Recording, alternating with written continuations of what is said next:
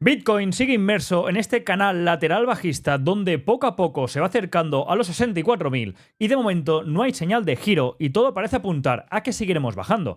Pero donde sí hay novedades es en Ethereum, y es que estos últimos días se ha detectado el segundo mayor volumen de compra de la historia. ¿Qué puede significar esto? ¿Es el efecto de los ETF? Y lo más importante, ¿puede que sea este el disparador para que todo el sector se gire y nos vayamos a máximos? Pues repasaremos esto y mucho más en el vídeo de hoy. ¡Vamos al lío! Muy buenos días, cracks. Y Donald Trump promete poner fin a la guerra contra las criptomonedas de Biden si es reelegido, y con ello promete convertir a Estados Unidos en un líder en la industria de las criptomonedas. Y no solo esto, también dijo que va a recortar los impuestos, incluidos los impuestos sobre la renta, y recuperará las mismas políticas económicas que estableció en su primer mandato.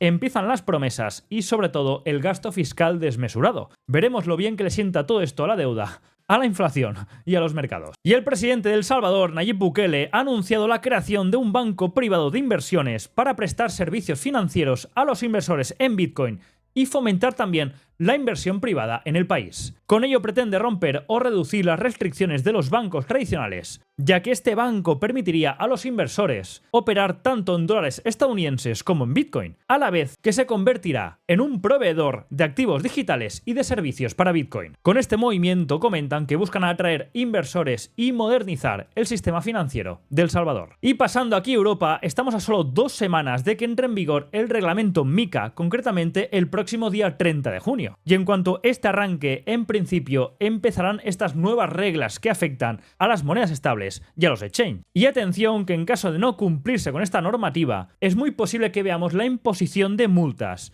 de hasta 1.000 millones de euros a exchanges que incumplan estas normas. Y es que de todos los exchanges que están trabajando en Europa, de momento son muy pocos los que han anunciado alguna medida al respecto para cumplir con este nuevo reglamento, por lo que estaremos atentos a estas 2 semanas porque es muy posible que empecemos a ver anuncios y novedades con todo esto. Y una nueva película sobre Bitcoin llamada Revolución Bitcoin se va a estrenar en los cines de Madrid, y esta película explora el impacto de Bitcoin en la economía global y en la vida cotidiana de las personas, destacando su creciente adopción y también su relevancia, por lo que esta película promete ofrecer una visión profunda y educativa sobre el mundo de las criptomonedas, dirigido tanto a los fans del sector como a aquellos que no tengan conocimiento o estén interesados en comprender un poco cómo va toda esta tecnología. Y el preestreno será en España y luego se va a emitir en países latinoamericanos. Y te recuerdo que si te gusta y valoras mi trabajo, dale al like, suscríbete al canal y recuerda activar la campanita de aquí abajo para estar al día cuando suba nuevo contenido. Y pasando a los ETF de Bitcoin al contado, semana pasada tuvimos otro cierre en viernes en negativo, 2 días consecutivos con más salidas que entradas, y es que volvíamos a ver a Fidelity, a ARK Invest y también, como no, a Grayscale con fuertes salidas, y solo compró BlackRock con 1 millón, por lo que el total fue de 190 millones de salidas netas de Bitcoin.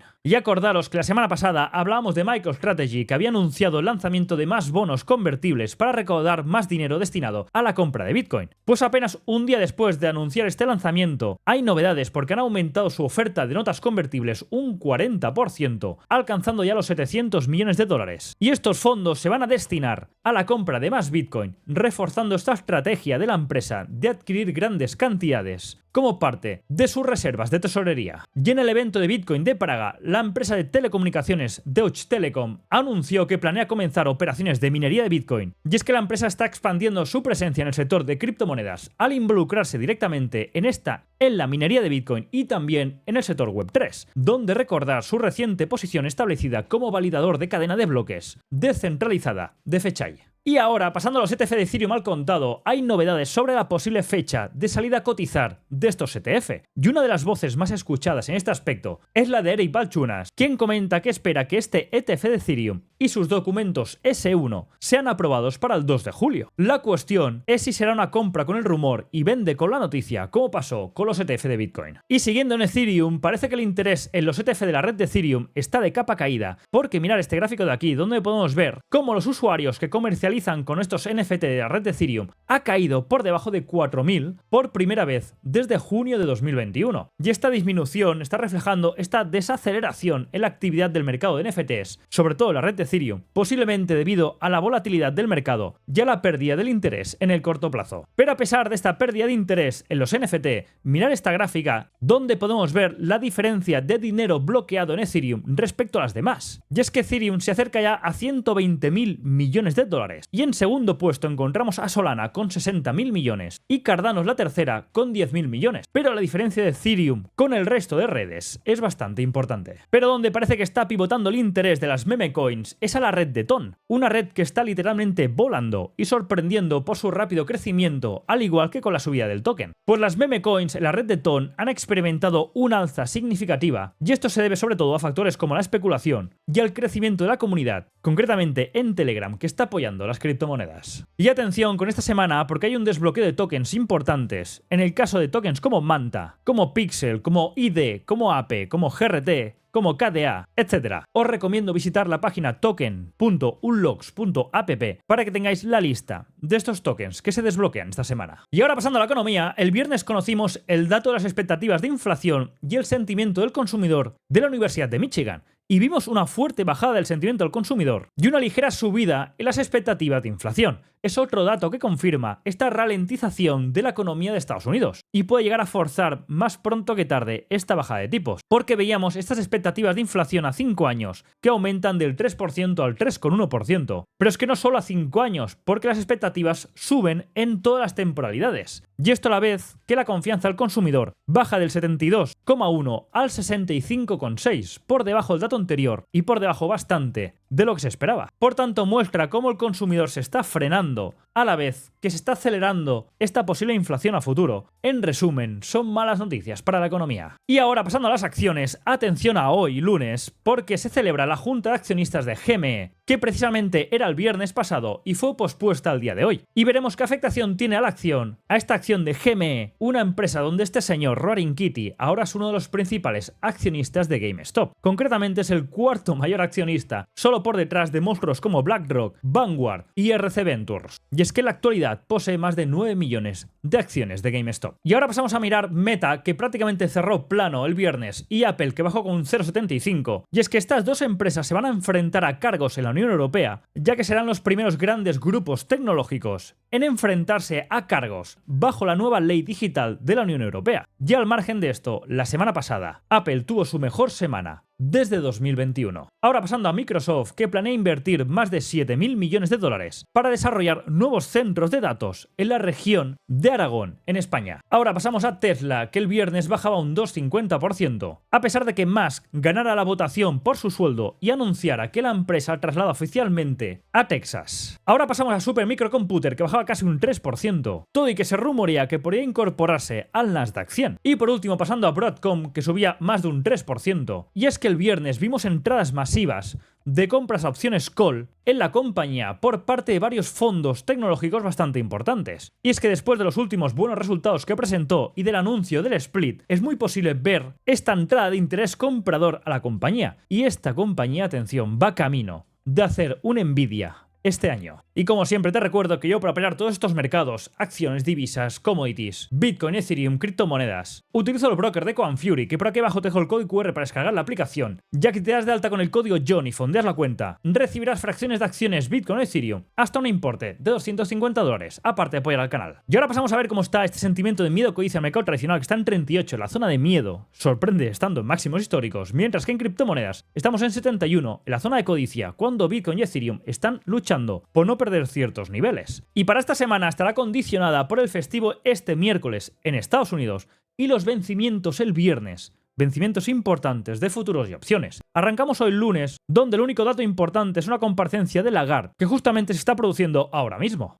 Luego saltamos a martes, con tipos de interés en Australia, donde se espera una pausa, el dato de IPC en la zona euro y ventas minoristas en Estados Unidos. Luego pasamos a miércoles, donde tenemos este festivo en Estados Unidos, y aparte de esto conoceremos el dato de inflación en Reino Unido. Pasamos a jueves, donde justamente tipos de interés en Reino Unido, que también se espera una pausa, pero estaremos pendientes por ver si vemos algún ajuste a la baja como hizo el Banco Central Europeo. También conoceremos datos de desempleo semanal en Estados Unidos, manufacturas de la Fed de Filadelfia e inventarios de petróleo también en Estados Unidos. Y por último, viernes, y no menos importante, PMI manufacturas en Alemania, PMI manufacturas y servicios en Estados Unidos. Y atención, que el viernes 21 es la cuádruple hora bruja con el vencimiento trimestral de futuros y opciones por lo que aumentará la volatilidad y el reajuste de muchas posiciones debido a este vencimiento. Y atención que durante esta semana hasta 10 miembros de la Fed hablan para decir la suya sobre cómo ver la previsión de bajada de tipos o la previsión económica para estas próximas semanas y meses. Y ahora pasando a los mercados, de nuevo el viernes volvimos a ver un buen performance para los grandes índices como el S&P 500 y el Nasdaq, sobre todo por las grandes tecnológicas,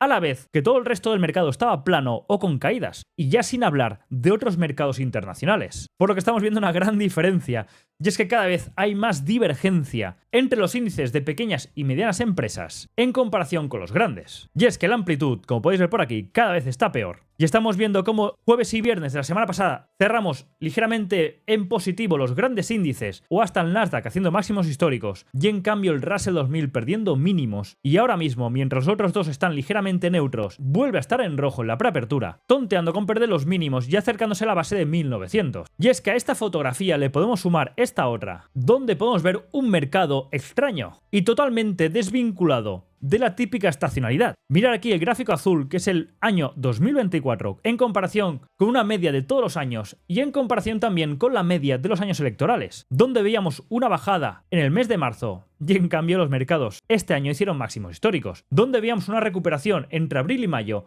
Vimos una fuerte caída también este año, y en cambio haciendo máximos históricos en una fase más de recuperación antes de encarar justamente la caída previa al verano y el tirón arriba por este efecto de elecciones en un año electoral. Por lo que estamos viendo esta divergencia entre las grandes, entre un puñado de acciones y todo el resto, a la vez que a nivel estacional también está siendo un año atípico por los movimientos que estamos viendo en los mercados. Y es que hay 5 acciones que lo están desfigurando todo. Actualmente Meta, Microsoft, Nvidia, Amazon y Google representan el 60% de todo el rendimiento acumulado de los últimos 12 meses del S&P 500. Y solo estas 5 empresas ya representan el 25% de la capitalización total del índice, un índice de 500 empresas, para que veamos el desajuste. Si pasamos a Europa, en Europa las caídas son serias, sobre todo en el índice francés CAC 40, y este está arrastrando al resto. Y es que el efecto de las elecciones europeas está tirando abajo los mercados europeos y sobre todo, atención, aumentando la presión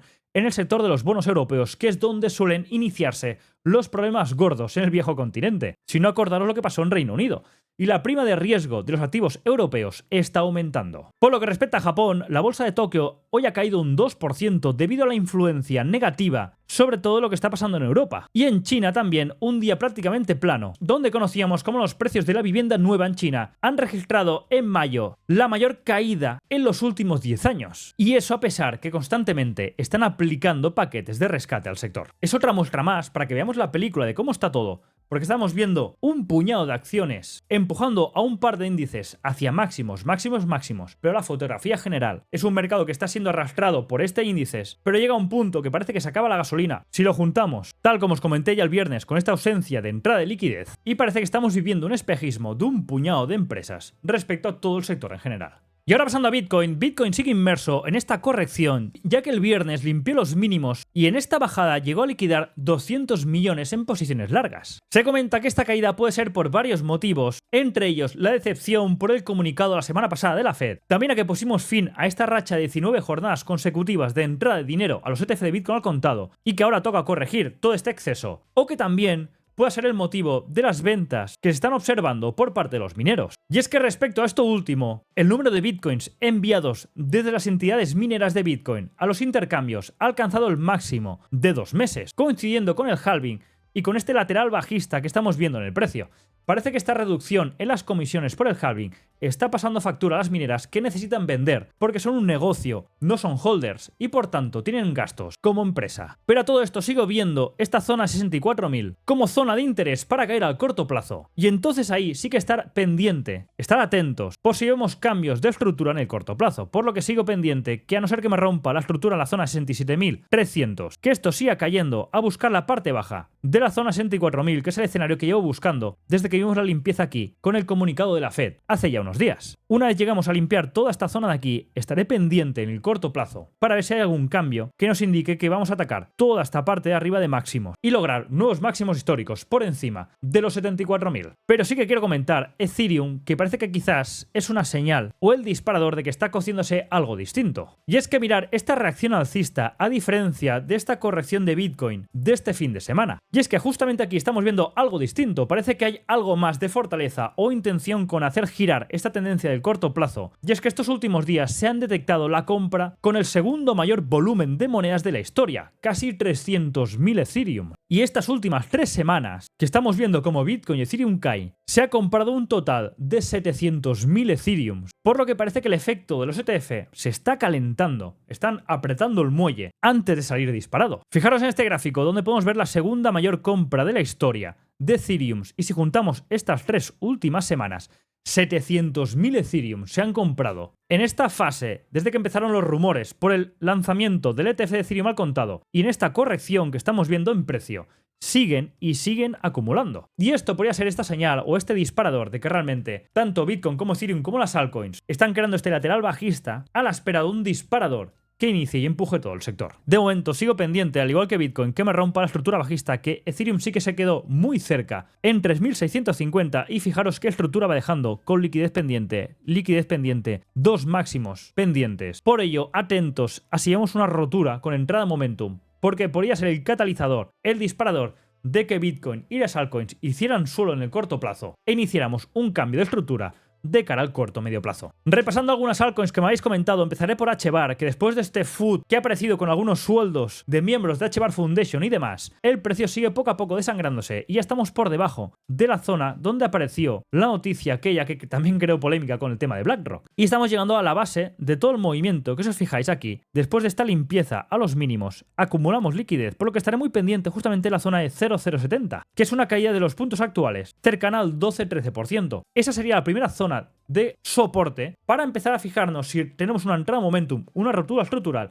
Sería la primera zona de construcción de posición de cara a atacar para el medio plazo estructuras bajistas que hemos ido dejando en toda esta caída. Ahora pasando a Monero, este sorprende porque se ha recuperado de todos los problemas y de su salida de Binance. A pesar de este veto que hubo a Monero, esta ha mantenido la base de usuarios bastante sólida y la comunidad sigue apoyando al proyecto. Y fijaros que en gráfico semanal estamos justo a punto de tocar todo este techo, que es toda la liquidez pendiente de aquí arriba, y ya hemos recuperado toda la caída que empezó desde que empezó ese FUD a ese veto de Monero y a que empezara a estar deslistado de algunos exchanges como fue el caso de Binance. Tocamos los mínimos en la zona de 100 y ya ha recuperado toda esa caída y está tonteando con una resistencia que de ser rota, atención, al ataque a la zona de 280-300, que ya supone una subida del 50%. Pasando a Solana, estamos justamente ahora en la parte baja de toda la estructura, que nos llevó a romper la parte de 160. Es importante que no perdamos esta zona de 140, 150 y a la espera de alguna rotura estructural para empezar a valorar ataque a la parte alta de 200. Pasando a XRP, conocíamos el comunicado que la SEC ha rechazado la solicitud de Ripple de reducir su multa de 876 millones